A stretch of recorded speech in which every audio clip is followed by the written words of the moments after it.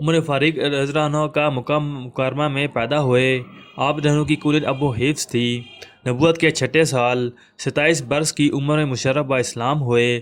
اسلام قبول کرنے سے قبل ہی وہ ایک معزز، پڑھے لکھے، بہادر، دلیر، معاملہ فہم ہونے کے ناطے عزت کی نگاہ سے دیکھے جاتے تھے۔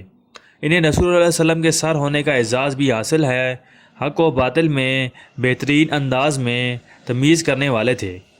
اس بنا پر رسول اللہ صلی اللہ علیہ وسلم نے انہیں فاروق کے لقب سے نوازا۔ ان کے اسلام لانے سے دین کا خوب تقویت و مضبوطی ملی۔ مسلمان جو پہلے چھپ کر نماز پڑھتے تھے، حضرت عمر فاروق رضی اللہ عنہ کے قبول اسلام کے بعد مسجد الاحرام میں اعلانیہ نماز کرانے لگے۔ حضرت علی رضی اللہ عنہ نے ایک مرتبہ فرمایا کہ میرے علم کے مطابق ہر ایک نے چھپ کر ہجرت کی۔ حضرت عمر بن خطاب رضی اللہ عنہ ایسے ہیں جنہوں نے علی اعلان ہجرت کی۔ انہوں نے باقاعدہ کفار کو للکارا کہ کوئی انہیں ہجرت سے روک سکتا ہے تو روک لے، لیکن عمر رضی اللہ عنہ سے لڑنا اپنی جان کو خطرے میں ڈالنے کے برابر تھا۔ کفار ان سے خوف کھاتے تھے اور انہیں اللہ پاک کا خوف رہتا۔ کثرت سے رونے کی وجہ سے چہرے پہ دو سیاہ لکیریں سی بن گئی تھیں۔ حضرت ابو بکر صدیق رضی اللہ عنہ کی وفات کے بعد آپ رضی اللہ عنہ ہی مسلمان کے خلیفہ بنے۔ حضرت ابو امامہ سہل بن حنیف رضی اللہ عنہ فرماتے ہیں کہ ایک زمانہ تک حضرت عمر رضی اللہ عنہ نے بیت المال سے کچھ نہ لیا۔ ان پر تنگی اور فقر کی نوبت آ گئی تو انہوں نے حضور صلی اللہ علیہ وسلم کے صحابہ کرام کو بلا کر ان سے مشورہ لیا۔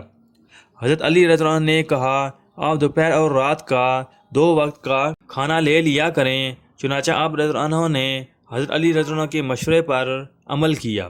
زمانہ خلافت میں ایسا اونی چوبا پہنتے تھے جس میں چمڑے کے پیوند لگے ہوتے تھے۔ گرمیوں میں ایک جوڑا پہنتے۔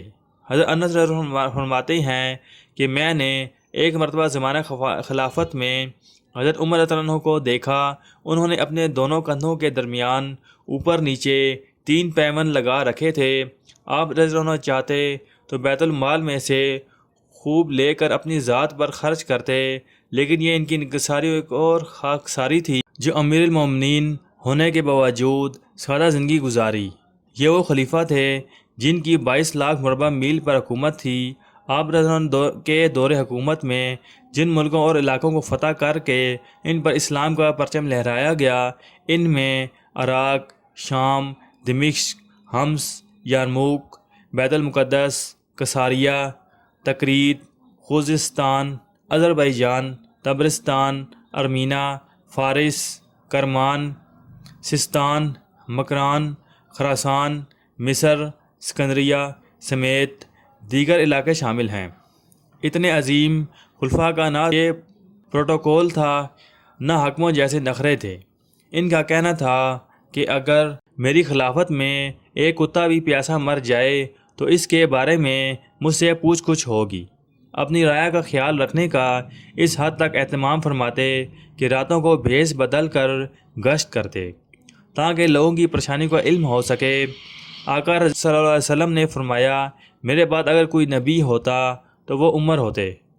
ذوالحجہ کے آخری دنوں میں ایک فارسی غلام ابو لولو نے آپ رضی اللہ عنہ پہ دوران نماز حملہ کیا۔